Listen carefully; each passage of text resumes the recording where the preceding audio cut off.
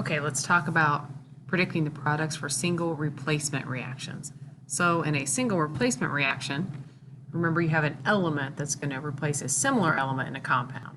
So you would have a metal that would replace another metal, a non-metal replacing another non-metal, or sometimes if the first element of the compound is hydrogen, then the metal will replace the hydrogen in the compound.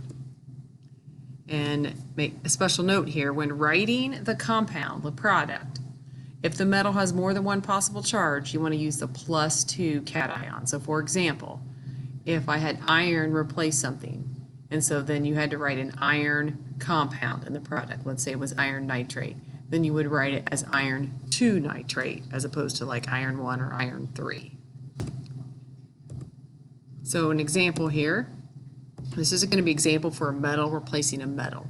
So in here, the aluminum, the metal by itself, is going to replace the copper, the metal that's in the compound. And so you would have this equation here, aluminum plus copper chloride, and then now the aluminum and chlorine are together, so you have to write aluminum chloride properly. And that's the only way you can write aluminum chloride. And then you have copper by itself. And then when we balance that equation, this is what we get. Now, note that the state of matter of the products, the one that's by itself, you could use your periodic table to tell whether it's a solid, liquid, or gas. But then the compound is going to be aqueous.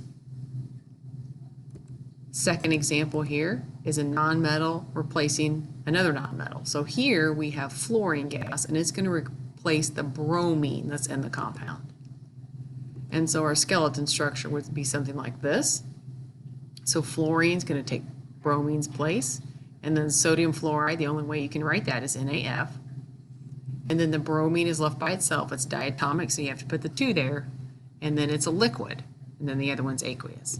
So when we balance it, that's what we get. And then the third example, zinc plus hydrochloric acid.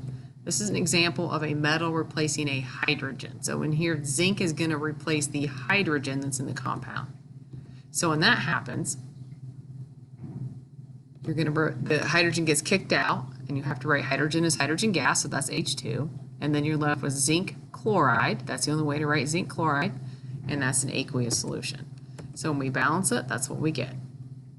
So that is how you're going to predict the products of a single replacement reaction.